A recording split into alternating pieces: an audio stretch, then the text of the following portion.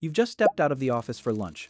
The air actually feels decent today, so you're taking the long way back, coffee in hand, not really thinking about anything. And the whole afternoon has that feeling where nothing important is happening, and that's completely fine. And then all of a sudden, the light goes off, like someone turned off the light at night. But it's the middle of the day. The coffee cup is still warm in your hand, but when you look down at it, it's gone. The street, the people, everything swallowed by a darkness so complete your brain genuinely can't process what just happened. And before you've even had a chance to panic, one thought arrives. The sun is gone. And here's what's going to bother you most. You had absolutely no warning. Not because it happened too fast, but because the physics of it handed you 8 minutes and 20 seconds of a perfectly normal afternoon, and you spent every single one of them thinking about lunch. Let's go back to the beginning. Minute 0. Here's the thing nobody tells you. Even at 300,000 kilometers per second, light still takes 8 minutes and 20 seconds to cross 150 million kilometers, which means every photon already in flight keeps traveling toward you, and the warmth already on your face keeps warming your face. The sun vanished completely and permanently, but as far as you can tell, standing there with your coffee on a Tuesday afternoon, absolutely nothing has changed. You're standing in the light of something that no longer exists. Minute 2. On the night side of the planet, astronomers are at their telescopes and solar monitoring satellites are sending back perfectly normal readings. Data from light that left 6 minutes ago, from a star that's already been gone for 2. There is genuinely nothing unusual anywhere on Earth right now, and a child somewhere is complaining about being bored while the parent next to them isn't listening, and the world is exactly what it was this morning. It'll stay that way for another 6 minutes. Minute 8. The last photon crosses the line, and the sky cuts from midday to absolute nothing before your eyes can even react. And this isn't storm dark or power cut dark. This is something that has genuinely never existed at the surface of this planet in 4.6 billion years of history, because the sun has always been somewhere. Even at midnight, there's always been something bouncing light down onto the surface. But now, when you hold your hand up in front of your face, you can't see it. And the sound that comes out of 8 billion people hitting the same wall of darkness simultaneously is something no human has ever heard before. But the darkness isn't even the worst thing that just happened. Gravity travels at the speed of light. The gravitational field that has held Earth in its orbit for 4.6 billion years takes the same 8 minutes and 20 seconds to cross 150 million kilometers as the light does.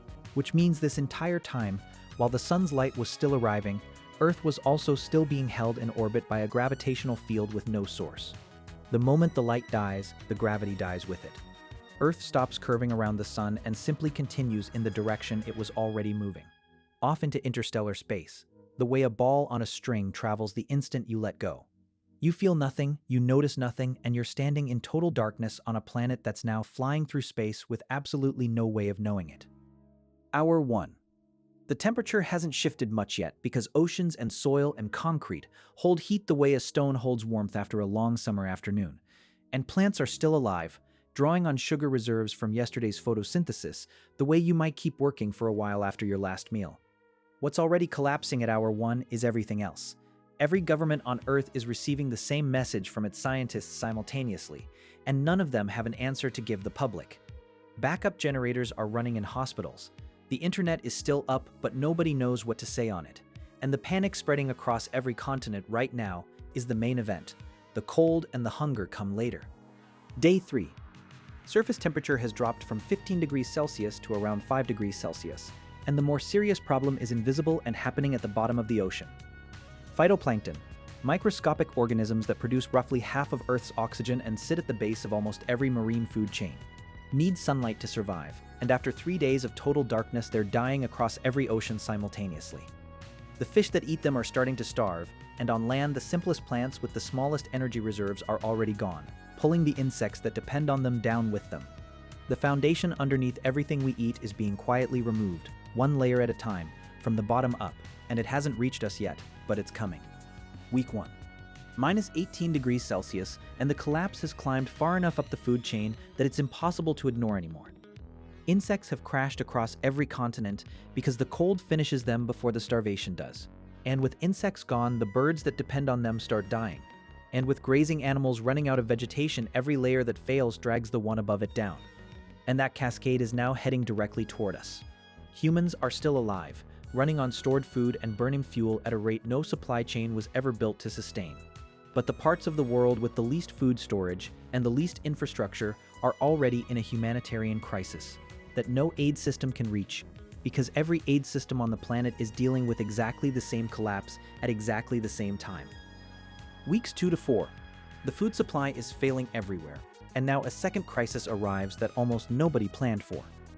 Billions of dead organisms, animals, insects, plants, marine life across every ocean and land mass means billions of decomposing bodies in a world where sanitation infrastructure is already breaking down and disease tears through the surviving population with almost nothing to stop it. Moving through communities where the cold has already weakened everyone, where hospitals are on emergency power and medicine supply chains stopped working weeks ago.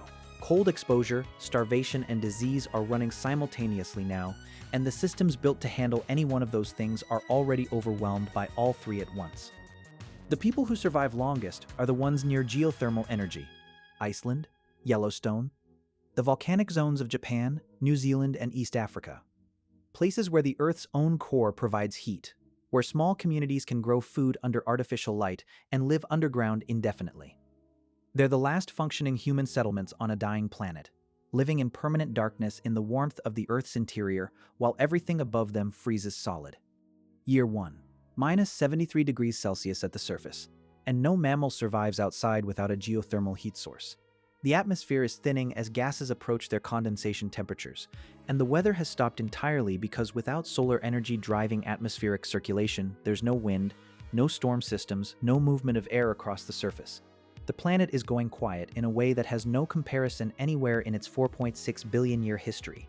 Not the quiet of a winter night, but the quiet of a world where the processes that created sound have simply ceased to exist.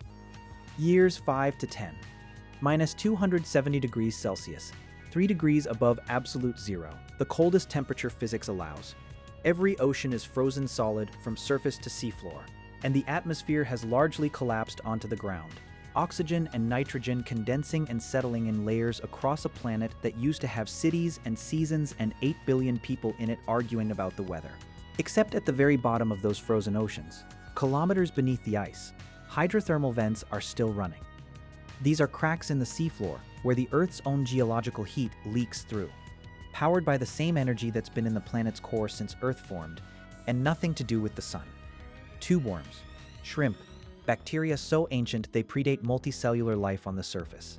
These organisms have spent their entire evolutionary history in total darkness at crushing pressure, and the kilometers of ice above them don't kill them. They insulate them. Life continues down there quietly, fed by the Earth's own heat, for potentially millions of years after everything on the surface is gone. The last living things on this planet will be the ones that never needed the sun to begin with, and honestly never noticed when it left. Every civilization that has ever existed, every empire, every language, every war, every piece of music, every ordinary Tuesday afternoon with a coffee in your hand, was only possible because a star happened to sit at one very specific distance from this planet, 93 million miles. The range where liquid water can exist on the surface, where an atmosphere holds together, where photosynthesis is chemically possible, it's cosmically narrow. And a few million miles closer gives you Venus, where the surface sits at 465 degrees and nothing survives, while a few million miles further means the oceans never thaw and complex chemistry never starts, and there's no window into which life ever crawls. We've been sitting in the exact center of that window for 4.6 billion years, not because anything arranged it, but because out of hundreds of billions of star systems in this galaxy, one of them happened to land this way. And everything we've ever been followed from that single accident. You're still out there with your coffee, and it's still a completely ordinary Tuesday afternoon. And the light hitting your face right now left the Sunday 8 minutes ago while you were deciding what to have for lunch, completely unaware that a nuclear furnace 150 million kilometers away is the only reason you exist. It's been making that journey every single second for 4.6 billion years, through every extinction and every ice age and every civilization that rose and collapsed and was replaced by the next one, and it never once missed a delivery. In 5 billion years, it'll expand into a red giant and swallow everything we've ever been, and that's already written into the physics. But right now, it's 8 minutes away and working perfectly. And the most extraordinary thing about that isn't the scale of it or the temperature of it or the nuclear reactions happening at its core. It's the fact that it's so constant, so reliable, so utterly guaranteed, that 8 billion people go about their entire lives without ever once stopping to wonder what would happen if it simply stopped. Now you know.